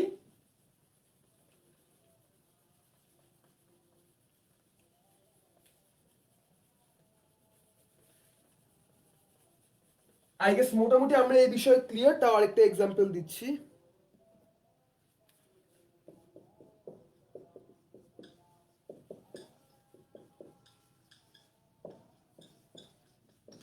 এখন বলো, I will call after work. সবার আগে খুঁজবো যে এই সেন্টেন্সের মধ্যে অবজেক্ট আছে কি না। সবার আগে খুঁজবো যে I will call after work এই পুরো সেন্টেন্সটার মধ্যে অবজেক্ট আছে কি না, ইয়েস অর নো। তারপর আমরা দেখবো এই যে এইখানে যেটা প্রিপোজিশন দেখে মনে হয় যে এই ওয়ার্ডটাকে, সেটা কাকে মডিফাই করছে, তারপর আমরা বাকি পার্টে যাব। আমার প্রশ্ন, এখানে প্রিপোজিশন আছে নাকি না, যদি থেকে থাকে তাহলে সেটা কোনটা। প্রশ্ন হচ্ছে এই যে পুরো সেন্টেন্সটা লিখলাম, অর্থাৎ I will call after work, এই পুরো সেন্টেন্সের মধ্যে প্রিপোজিশন আছে নাকি না, এবং যদি থাকে তাহলে সেটা কোনটা। আমি দেখতে পাচ্ছি আসমা খাতুন কমেন্ট করে জানিয়েছেন এখানে এটা হচ্ছে আফটার। এখন এখানে আফটার প্রিপোজিশন হবে না কি না এটা হচ্ছে প্রশ্ন। দেখি কারা কারা ভাবেন যে আফটার প্রিপোজিশন হবে এবং কারা কারা ভাবেন যে আফটার প্রিপোজিশন হবে না। আমরা কিন্তু ভুল করতে কেউ দ্বিধাবোধ করব না, কারণ ভুল করলেই আমরা শিখব, ভুল না করলে কিন্তু শিখবো না। এখানে আফটার একটা প্রিপোজিশন হবে, তার কারণ এখানে একটা অবজেক্ট কিন্তু সুস্পষ্ট এবং সেই অবজেক্টের সাথেই আফটারের সম্পর্ক। নাম্বার ওয়ান, এখানে অবজেক্ট সুস্পষ্ট। নাম্বার টু, সেই অবজেক্টের সাথেই আফটারের সম্পর্ক। এই দুটো জিনিস কিন্তু আমাদের মনে রাখতে হবে। আমি দেখতে পাচ্ছি তাসমুল হাসান তাওহিদ উত্তর দিয়েছেন, এইখানে অবজেক্ট হচ্ছে ওয়ার্ক, এখানে অবজেক্ট হচ্ছে ওয়ার্ক, অর্থাৎ I will call after work, I will call after work. এখানে কিন্তু আফটারের সাথে কলের সম্পর্ক না, আফটারের সাথে কিন্তু ওয়ার্কের সম্পর্ক। Call after what, call after work, ঠিক আছে। সো এখানে কিন্তু আফটারটা ঠিকই ওয়ার্কের পরে বোঝাচ্ছে, ওই জন্য এই যে ওয়ার্ক হচ্ছে এখানে অবজেক্ট এবং আলটিমেটলি এখানে আফটার হচ্ছে একটা প্রিপোজিশন। কারণ আমি এতক্ষণ ধরে বললাম যে যদি অবজেক্ট থাকে তাহলে অবশ্যই প্রিপোজিশন হবে, যদি অবজেক্ট থাকে না তাহলে সেটা অবশ্যই কি হবে, অ্যাডভার্ব হবে। এখন আরেকটা এক্সাম্পল দেখাই এই ক্যাটাগরির লাস্ট, এই ক্যাটাগরির লাস্ট এক্সাম্পল এইটা, তারপর আমরা নেক্সট শর্টকাটে চলে যাব। আচ্ছা, এই ক্যাটাগরিতে আই গেস মোটামুটি দেখানো হয়েছে। এরপর আমি আরেকটা রুল পড়িয়ে নেই, প্রিপোজিশনের বেসিক রুলগুলোর মধ্যে একটা।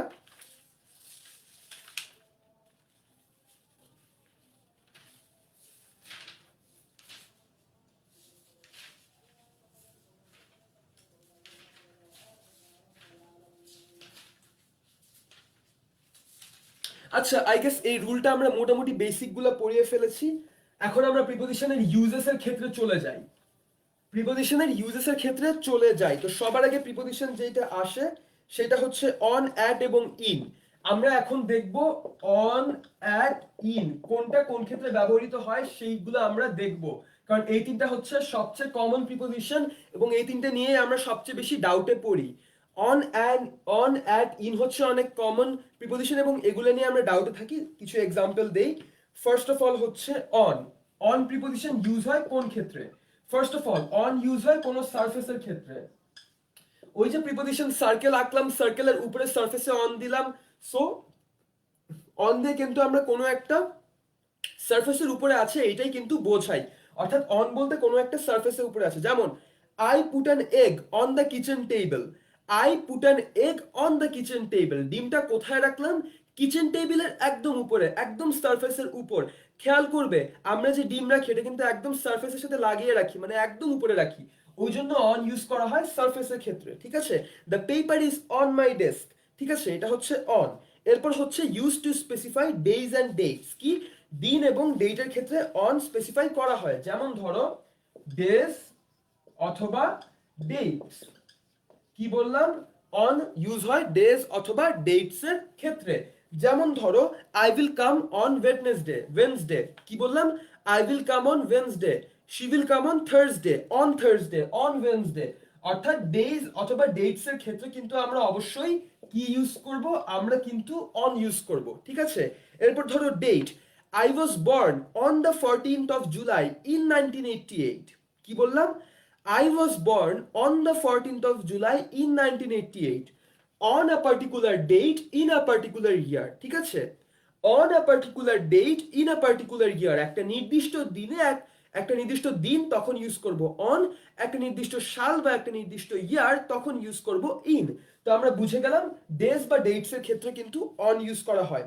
তারপর হচ্ছে স্টেট অফ সামথিং, ঠিক আছে। যেমন ধরো the building is on fire, তারপর ধরো everything in the store is on sell, কি বললাম, স্টেট অফ সামথিং, যেমন অন ফায়ার অথবা অন সেল, ওই ক্ষেত্রেও কিন্তু আমরা অনই ইউজ করব, ঠিক আছে। এরপর ধরো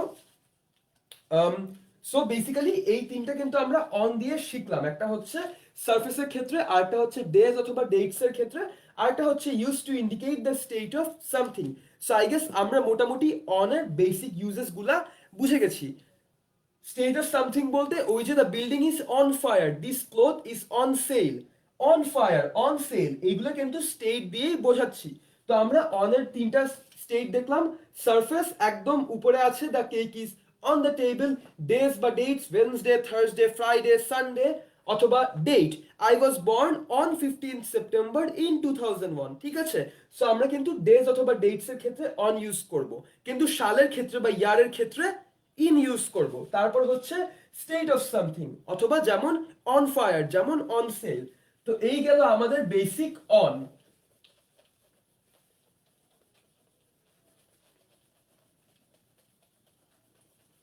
সো আমরা কিন্তু মোটামুটি আমার বিশ্বাস যে অন সম্পর্কে একটি বেসিক ধারণা কিন্তু সবাই আমরা পেয়ে গেলাম। এখন আমরা খেয়াল করব অ্যাট দিয়ে আমরা কি কি বুঝি। Preposition at. So first of all at দিয়ে কি বোঝা হয়? অ্যাট দিয়ে হচ্ছে স্পেসিফিক টাইম বোঝানো হয়। কি বোঝানো হয়? অ্যাট দিয়ে স্পেসিফিক টাইম বোঝানো হয়। যেমন ধরো আমরা কিন্তু বলি অ্যাট 6 p.m, আমরা বলি অ্যাট 8 p.m, অর্থাৎ আমরা কিন্তু একটি নির্দিষ্ট টাইম বোঝাতে কিন্তু অ্যাট ইউজ করি। কি ইউজ করি? অ্যাট ইউজ করি। অ্যাট 6 p.m অথবা অ্যাট 8 p.m, কোনো একটা দিনের কোনো একটা নির্দিষ্ট সময় বুঝাতে, যে ওই সময় 12টার সময়, 7টার সময়, 8টার সময় তুমি আমার বাসায় 5টার সময় আসবে, please come to my house at 5 p.m, ঠিক আছে। সো আমরা কিন্তু আলটিমেটলি অ্যাট দিয়ে একটা নির্দিষ্ট টাইম কিন্তু বুঝাচ্ছি। সো আই গেস আমরা এই বিষয়টা বুঝলাম। আই গেস আমরা এই বিষয় সম্পর্কে ক্লিয়ার হলাম। তারপর হচ্ছে একটা নির্দিষ্ট প্লেস বোঝাবো। কি বোঝাবো? একটা নির্দিষ্ট প্লেস বোঝাবো। এখন আমি একটা কথা বলবো, প্রিপোজিশন পিরামিড সম্পর্কে একটা কথা আছে। এটা হচ্ছে,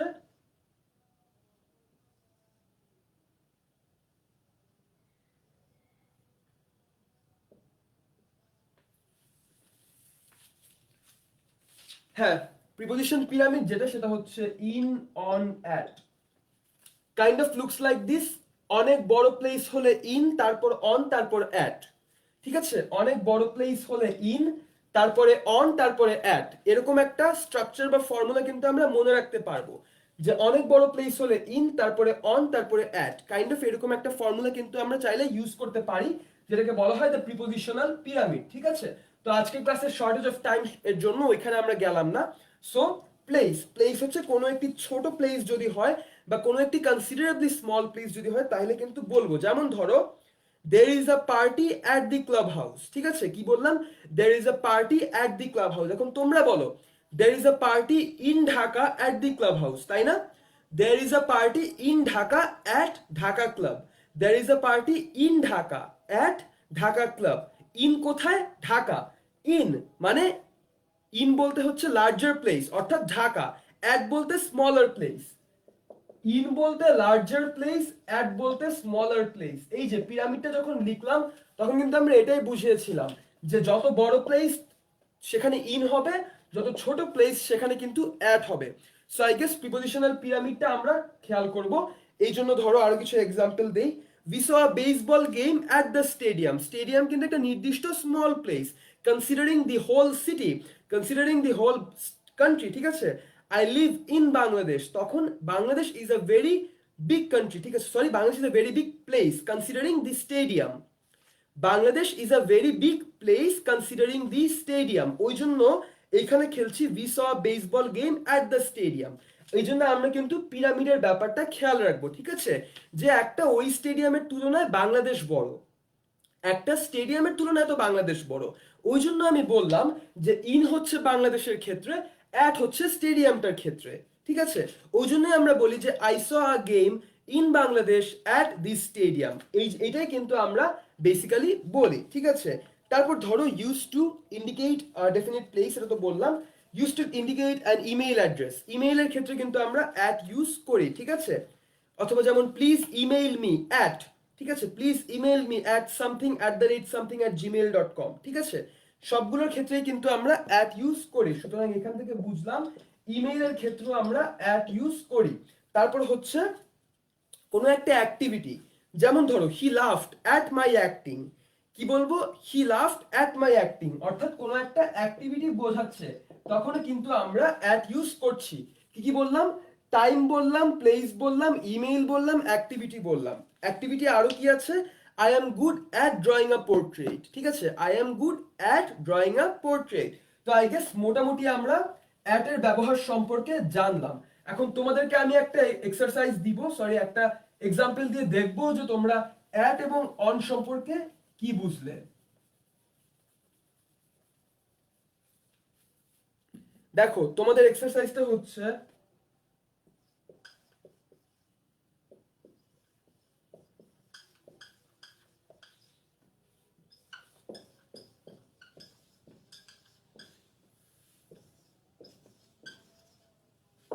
ইজি দিয়েছি অনেক দেখি, সো আই গেস কমেন্ট করতেও আমাদের দেরি হবে না, আমরা খুব ফাস্ট কিন্তু কমেন্ট করে জানিয়ে দিব, তাহলে আমি এটা শেষ করতে পারবো।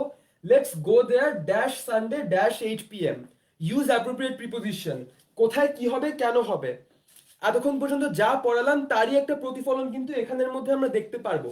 Let's go there dash Sunday dash 8 PM, এখানে ভাইয়া কোথায় কি ইউজ করব বা কোন প্রিপোজিশন ইউজ করব, আমরা একটু এটি নিয়ে ভাববো। যদি আমরা খেয়াল করি লেটস গো দেয়ার, এখন মনে করে দেখো সানডে বা কোনো একটা নির্দিষ্ট দিনের ক্ষেত্রে কি ইউজ করি, দিনের ক্ষেত্রে কিন্তু অন ইউজ করি। আর দুঃখিত আসমা খাতুন লিখেছে ইন অ্যাট, সরি ইন হবে না কিন্তু অ্যাট হবে, অর্থাৎ নির্দিষ্ট দিনের ক্ষেত্রে কিন্তু অন হয়, ইন হয় না। এই যে এই কনসেপ্টগুলোই কিন্তু আমাদের ক্লিয়ার হতে হবে। নির্দিষ্ট একটা দিন, Sunday, Monday, Tuesday, Wednesday, Thursday, Friday, এই যে নির্দিষ্ট একটা দিন, নির্দিষ্ট একটা উইকেন্ড, তখন কিন্তু আমরা ইন ইউজ করব না, তখন আমরা কিন্তু অন ইউজ করব, ঠিক আছে। এখানে আমরা অন সানডে লিখবো, নির্দিষ্ট একটা দিনের ক্ষেত্রে ইউজ করব অন, নির্দিষ্ট একটা টাইমের ক্ষেত্রে ইউজ করব at 8 PM, at 12 AM, at 6 PM, ঠিক আছে। সো এখানে কিন্তু এটা অবশ্যই অবশ্যই অ্যাড হবে। সো এই ব্যাপারটা কিন্তু আমাদের খেয়াল রাখতে হবে, ঠিক আছে। কেন, কারণ নির্দিষ্ট দিন হলে অন হবে, নির্দিষ্ট সময় হলে বা নির্দিষ্ট একটা টাইম হলে অবশ্যই অবশ্যই অ্যাড হবে, ঠিক আছে। Let's go there on Sunday, on Monday, on Tuesday, at 8 PM, at 10 PM, at 12 PM। তো আই গেস এইখান থেকে আমরা এই ব্যাপারগুলো বুঝলাম। আমি কমেন্ট সেকশনে দেখতে পাচ্ছি তাসনুম হাসান তাওহিদ সঠিক উত্তর দিয়েছেন, গিয়াসুদ্দিন স্যার সঠিক উত্তর দিয়েছেন, অসংখ্য ধন্যবাদ উত্তরগুলোর জন্য। কমেন্ট করে এভাবেই তোমরা সবাই পাশে থাকবে, তাহলে ক্লাসটাও আমরা অনেক কিছু শিখতে পারবো, নিজের ভুল শুধরে নিতে পারবো এবং নিজের কনসেপ্ট গুলো ক্লিয়ার করতে পারবো, ঠিক আছে। এই গেল ইন এবং অনের খেলা। এখন হলো লাস্টে ইন। শুরুতে অন এবং অ্যাড দেখালাম, অন গেল অ্যাড গেল, এখন হচ্ছে ইন দেখাবো। ইন কোন কোন ক্ষেত্রে ইউজ হয়, কিভাবে ইউজ হয়। এখন তোমরা আমাকে বলো যে ইন ইউজ করি কোন ক্ষেত্রে, আমরা ইন ইউজ করি কোন ক্ষেত্রে, ঠিক আছে। সো ইন ইউজ করব কখন, ইন ইউজ করব হচ্ছে আনস্পেসিফিক টাইমস।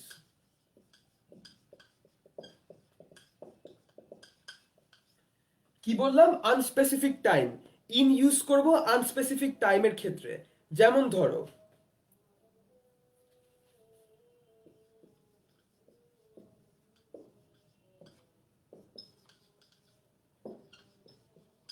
এই যে এইখানে একটা এক্সাম্পল দিলাম, she reads dash the morning, এখন এখানে কি হবে, she reads dash the morning. এখন দেখো যখন মর্নিং, নাইট এরকম কিছু একটা হবে, তখন কিন্তু আলটিমেটলি ঠিকই আমরা কি ইউজ করব, ইন ইউজ করব, কারণ এখানে কোনো স্পেসিফিক টাইম বলা হয়নি।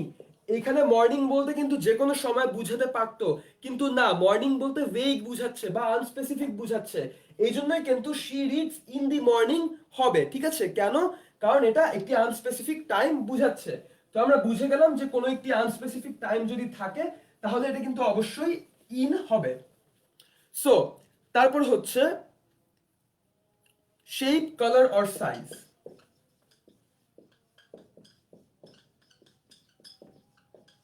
কি কি বললাম, শেপ, কালার অথবা size. Shape, colour or size তিনটা হলেই কিন্তু কি হয়, তিনটা হলেই কিন্তু ইন হবে, ঠিক আছে। শেপ, কালার অথবা সাইজ তিনটা হলেই কিন্তু ইন হবে। কেমন এক্সাম্পল দেই, ধরো the painting is mostly in blue. দেখো এখানে কনফিউশন আসে কিন্তু, শেপ, কালার অথবা সাইজ, সিএলআর মানে colour, the painting is in blue, the dress is in black, okay, she is dressed in white, she is dressed in green. He is dressed in blue. এই যে colour, আমরা কিন্তু in দিয়ে আমরা কিন্তু ঠিকই কালারটা বোঝাচ্ছি, কোনো একটা নির্দিষ্ট কালারের সাথে আমরা সম্পর্কটা দেখাচ্ছি। নির্দিষ্ট কালারের ক্ষেত্রে কিন্তু অবশ্যই আমরা কি ইউজ করব, ইন ইউজ করব, ঠিক আছে। In blue, in black, in yellow, in white, সবগুলো ক্ষেত্রেই কিন্তু ইন ইউজ করব, ঠিক আছে। কালারের ক্ষেত্রে ইন গেল। এরপর ধরো হচ্ছে শেপের ক্ষেত্রে, the student stood in a circle, they stood in a square, ঠিক আছে। They stood in a hexagon বা পেন্টাগন, ঠিক আছে। আমরা বোঝাচ্ছি তারা কোন অ্যারেঞ্জমেন্টে দাঁড়ালো। We stood in a circle, we stood in squares, we stood in rectangles, অর্থাৎ আমরা সেই শেপ করে দাঁড়ালাম, এটা হচ্ছে শেপ বুঝাচ্ছে। এবং আরেকটা হচ্ছে সাইজ, যেমন ধরো the jacket comes in 4 different sizes, it comes in 5 different sizes, ঠিক আছে। ওই জন্য শেপ, কালার অথবা সাইজ দিয়েও কিন্তু আমরা ইনটা বুঝাই, ঠিক আছে। তারপর কি, তারপর হচ্ছে use to indicate a belief, opinion, interest or feeling. কি বললাম,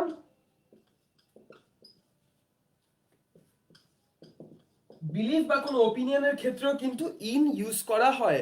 বিলিফ বা কোনো ওপিনিয়নের ক্ষেত্রেও ইন ইউজ করা হয়, যেমন I believe in the next life, ঠিক আছে। I believe in the next life.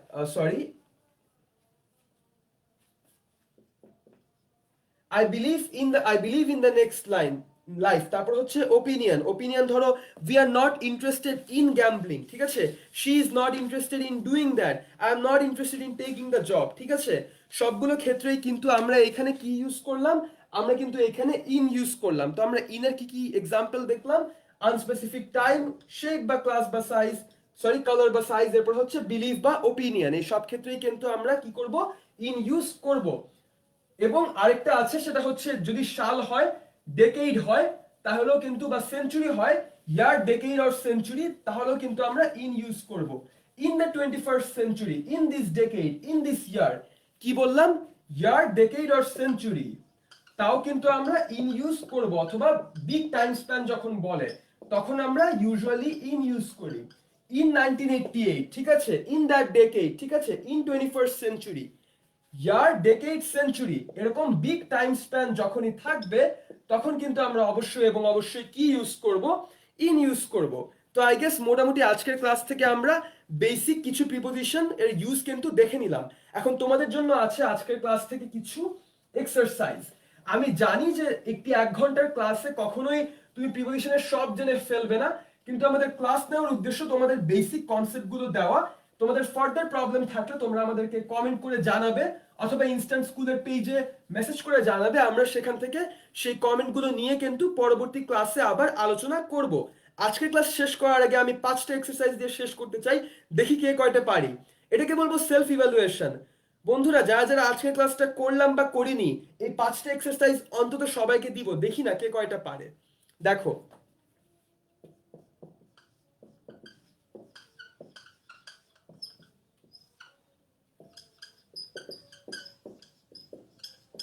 Number 1, এটা কি দিলাম, he is Ben dash mischief, এটা কি হবে, he is Ben dash mischief. আমরা যারা অ্যাপ্রোপ্রিয়েট প্রিপোজিশন পারি, যদিও এখানে কয়েকটা আছে, স্টিল আলোচনা করে ফেলি, কারণ কারণ কার লাগতেই পারে, বলা যায় না।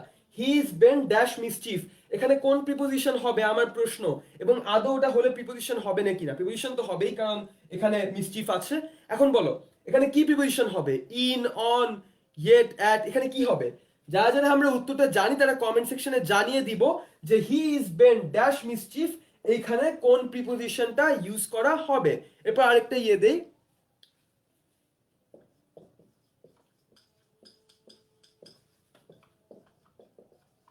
আরেকটা এক্সাম্পল হচ্ছে বিওয়্যার ড্যাশ হিম। কি বললাম, বিওয়্যার ড্যাশ হিম। এখন তোমরা কমেন্ট সেকশন করে আমাকে জানাও যে প্রথমে he is Ben dash mischief এখানে কি প্রিপোজিশন হবে, এবং সেকেন্ডে বিওয়্যার ড্যাশ হিম এখানে কি প্রিপোজিশন হবে। ভাইয়া ধরো he is Ben dash mischief, এখানে কি হবে আর এখানে কি হবে। সো ফার্স্টের আনসারে চলে যাই, he is Ben dash mischief, এটা কি, আমি কিন্তু কমেন্টের জন্য অপেক্ষা করছি, দেখি কারা কারা আমরা এটার উত্তরটা দিতে পারবো। হি ইজ বেন্ট ড্যাশ মিসচিফ, এটার উত্তরটা কি হবে, এটার উত্তর হবে অন, ঠিক আছে।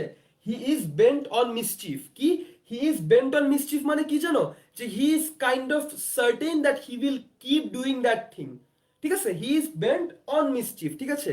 এরপর হচ্ছে বিওয়ার ড্যাশ হিম, এটা কি হবে, এটা হবে অফ। সো বিওয়ার দিলে অফ হবে, বেন্ট দিলে অন হবে।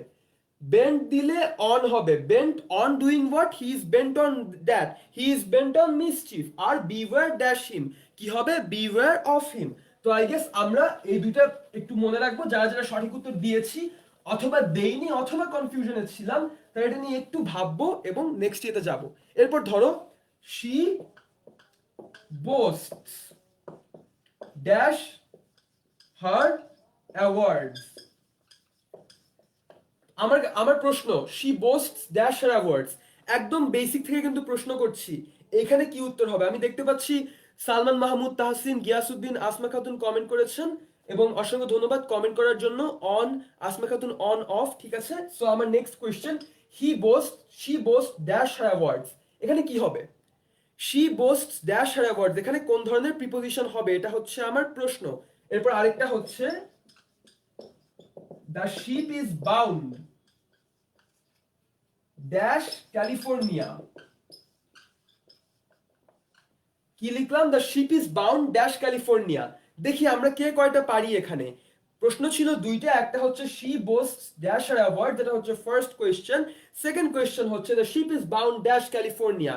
যদি আমরা প্রিপোজিশন পেরেই থাকি তাহলে একটু কষ্ট করে দেখি তো এই দুটো কি হবে, the she boasts dash are the ship is bound dash California, এখানে কি হবে একটু ভেবে কিন্তু আমরা চেষ্টা করব কমেন্ট সেকশনে উত্তরটি জানিয়ে দেওয়ার। আমি দেখতে পাচ্ছি আসমা খাতুন লিখেছেন in at, I am sorry, she boasts, এখানে কিন্তু ইন হবে না, এখানে হবে অফ, ঠিক আছে। boasts এর পর আমরা ইন ইউজ করি না, boasts এর পর ইউজ করব আমরা অফ। আর she boasts of that thing, he boasts of his achievements, she boasts of her awards, boast এর পর আমরা এদিকে ইউজ করব of. Second question, the ship is bound dash California, এটা কি হবে? The ship is bound dash California. এখন তোমরা বলো এটা মানে কি? এটা মানে হচ্ছে শিপটা ক্যালিফোর্নিয়াতেই যাবে, ক্যালিফোর্নিয়ার জন্যই এখন রাখা হয়েছে। এখানে কি হবে? অফ, ফর, টু, এখানে কি হবে আমরা একটু ভেবে দেখি। এটা কিন্তু ট্রিকি এই জায়গাগুলোতে, এই যে the ship is bound for of, এখানে কি হবে এবং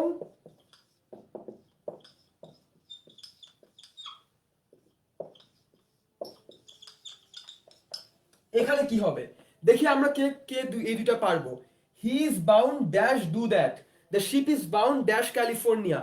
এই দুটো পারলেই কিন্তু আমরা অনেক বেসিক একটা ডিফারেন্স সম্পর্কে বুঝে যাব আজকের ক্লাসে প্রিপোজিশনের, যে he is bound dash do that, এখানে কি প্রিপোজিশন হবে, এবং the ship is bound dash California, এখানে কি প্রিপোজিশন হবে। ভাইয়া একটু যদি ভাবি তাহলে খেয়াল করব, ফার্স্ট এটা লিখলাম না the ship is bound dash California, যদি বাউন্ড লিখি এই ক্ষেত্রে তাহলে হবে ফর ক্যালিফোর্নিয়া। কি বললাম? দ্য শিপ অথবা দ্য কার অথবা the vehicle is bound for this particular place. বাউন্ডের পর নির্দিষ্ট একটা প্লেস থাকলে আমরা কিন্তু ফর ইউজ করতেছি। কি করলাম? বাউন্ডের পর নির্দিষ্ট একটা প্লেস আছে, যেমন ক্যালিফোর্নিয়া, যেমন অন্য কোনো প্লেস দিতে পারো, সেই ক্ষেত্রে এটা কি ইউজ করব আমরা? ফর ইউজ করব। The ship is bound for California, ঠিক আছে। আমি দেখতে পাচ্ছি কমেন্ট সেকশনে অনেকে কমেন্ট করে জানাচ্ছেন, সালমাত মাহমুদ, তাহসিন, তাসমিন হাসান, তাওহিদ এবং সবাই কমেন্ট করেছেন টু হবে, এটা হচ্ছে ফার্স্টটা, থ্যাংক ইউ। এখানে he is bound to do that, ঠিক আছে, আমরা কিন্তু মনে রাখবো সেকেন্ডটা কিন্তু টু হবে না, ফার্স্টটা টু হবে, বাউন্ড টু, আবার এখানে বাউন্ড ফর। দুই ক্ষেত্রে দুই রকম কেন হলো? কারণ বাউন্ডের সাথে আরেকটা প্লেস দিয়েছি, একটা ভেহিকেল আছে, এই সেটিং থাকলে হবে ফর, এবং বাউন্ডের ক্ষেত্রে যদি এরকম হয় I am bound to do that, we are bound to do that, she is bound to ওবে the orders, তখন কিন্তু হবে টু, ঠিক আছে। অর্থাৎ কোনো একটি জিনিসের কাছে আমরা অবলাইজড, মোরালি বা আমরা লিগালি কোনো একটা জিনিসের কাছে আমরা অব্লিগেশন আসতেছে, তখন কিন্তু টু ইউজ করছি। কিন্তু যখন একটা প্লেসের ক্ষেত্রে একটা ভেহিকেলের কথা আসছে তখন কিন্তু আমরা ফর ইউজ করছি। সো আই গেস আমরা মোটামুটি এই দুটো থেকে এই বেসিক ডিফারেন্সটা সম্পর্কে কিন্তু শিখে ফেলবো, ঠিক আছে। আজকের ক্লাসের লাস্ট এক্সাম্পল দিয়েই ক্লাসটা শেষ করব।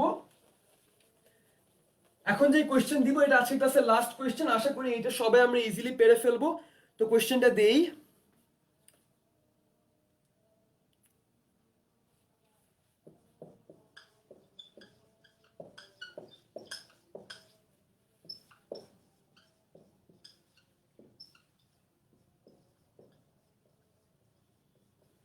আজকের ক্লাসের শেষ প্রশ্ন, এটা এটা এস, I am sorry for the letter. আজকের ক্লাসের শেষ প্রশ্ন এটা, এখানে কি প্রিপোজিশন হবে? He was born dash poor parents. আমার প্রশ্ন এখানে কি হবে, বর্ণের পর আমরা কি ইউজ করি, for, of, in, to, about, before, behind, beneath, beside কি ইউজ করি, he was born dash poor parents. আমার প্রশ্ন হচ্ছে এখানে কি প্রিপোজিশন হবে। আজকে ক্লাসের শেষ প্রশ্ন বন্ধুরা, আশা করছি সবাই উত্তর দিব এটার। He was born dash poor parents, এখানে কি উত্তর হবে, অফ, ফর, টু, এখানে কি হবে। আমি চাচ্ছি আমরা সবাই যেন এখানে অ্যান্সারটা দেই, তাহলে কিন্তু আমরা এটা নিয়েও ডিসকাস করতে পারবো, এই কনসেপ্ট নিয়ে যে বর্ণের পর এখানে কি হবে। এটা হচ্ছে আমার প্রশ্ন, ফর হবে, টু হবে, অফ হবে, বাই হবে, নাকি কি হবে। He was born dash poor parents. আমরা যদি একটু ভাবি এইটা নিয়ে, তাহলে কিন্তু আমরা খেয়াল করব যে যদি এরকম থাকে তাহলে কিন্তু আমাদের অনেক সময় একটা না মাল্টিপল আনসারও থাকতে পারে, এবং এই ক্ষেত্রেও কিন্তু সেম জিনিসই হবে। আমরা দেখতে পাচ্ছি সালমান মাহমুদ তাহসিন দিয়েছেন from, I am sorry, from এখানে অ্যান্সার হবে না, এখানে দুটো অ্যান্সার হবে, এটা হচ্ছে অফ অথবা টু। অফ অথবা টু দুটাই কিন্তু এখানে সঠিক অ্যান্সার, ঠিক আছে। অফ বা টু দুটাই কিন্তু correct answer. He was born of poor parents, he was born to poor parents, he was born of a poor family, he was born to a poor family, ঠিক আছে। Of বা two দুইটাই কিন্তু হবে, কিন্তু এখানে কিন্তু ফ্রম হবে না, এখানে কিন্তু ফ্রম হবে না, ঠিক আছে। আমরা এই কনসেপ্টটা মাথায় রাখবো, বর্ণের ক্ষেত্রে ফ্রম দিব না, বর্ণের ক্ষেত্রে অফ অথবা টু ইউজ করব। Born of poor parents, born to reach parents, ঠিক আছে, ফ্রম এখানে ইউজ করব না। সো আই গেস আমরা আজকে প্রিপোজিশনের ক্লাস থেকে মোটামুটি প্রিপোজিশনের concept, preposition circle, preposition types, in and at কোথায়, অন কোথায় ইউজ হয় সেটা শিখে নিলাম, এবং কিছু এক্সারসাইজও করে প্রিপোজিশন সম্পর্কে বেসিকটা বুঝে নিলাম। তো বন্ধুরা আমি আশা করব যে আমরা কোনো কনফিউশন থাকলে ইনস্ট্যান্ট স্কুলের পেজে জানাবো, অথবা আমরা কমেন্ট করে জানাবো। এবং আমি তোমাদেরকে অনুরোধ করব, আমরা পরবর্তী ক্লাসে আবার থাকবো হচ্ছে সানডে সন্ধ্যা 7টার সময়, তখন আমরা আলোচনা করব কনজাংশন এবং সেন্টেন্স কানেক্টরস নিয়ে। তোমাদের কোনো সাজেশন যদি থাকে তাহলে তোমরা অবশ্যই আমাদের পেজকে জানিয়ে দিবে। তোমরা ইনস্ট্যান্ট স্কুলের সাথে কানেক্ট করতে পারো ইনস্ট্যান্ট স্কুলের ফেসবুক পেজে, যেখানে আরো আছে সায়েন্স, ম্যাথ, অ্যাডমিশন এবং ডিফেন্স নিয়ে বিভিন্ন রকমের কন্টেন্ট, যেগুলো তোমাদের সকলেরই কিন্তু কাজে লাগবে। যদি বিশ্বাস না হয়ে থাকে তাহলে একটিবার হলেও ইনস্ট্যান্ট স্কুলের পেজে তোমরা চেক করে আসো, ঠিক আছে। এবং আজকের ক্লাসে তোমাদের সবাইকে থাকার জন্য অসংখ্য ধন্যবাদ, যারা যারা ছিলে, যারা যারা দেখেছো, এবং যারা যারা এই ক্লাসটি দেখে একটু হলেও উপকৃত হতে পারে, ভাইয়া আমি বিনীত অনুরোধ করব যে সেই ক্লাসটি তাকে বা তাদেরকে তোমরা শেয়ার করে দাও। তাহলে কিন্তু আমরা তাদের সাথে আলটিমেটলি আমাদের নলেজটা শেয়ার করে আরো বাড়াচ্ছি, কমাচ্ছি কিন্তু না। কমেন্ট করে যারা যারা থেকেছো তাদের সবাইকে অসংখ্য ধন্যবাদ। পরের ক্লাসে আমি আশা করবো আমরা সবাই আবার থাকবো সানডে 7 PM এ, তখন আমরা আলোচনা করব কনজাংশন এবং সেন্টেন্স কানেক্টর নিয়ে। তোমাদের যে কনফিউশন আছে সেই কনফিউশন গুলো জানিয়ে দিবে আমাদের পেজের মাধ্যমে। তো আমি আশা করছি আমরা সবাই ভালো থাকবো পরের ক্লাস পর্যন্ত, সানডে 7 PM। এই পর্যন্ত সবাই সুস্থ থাকবে, এবং সবাইকে আসসালামু আলাইকুম।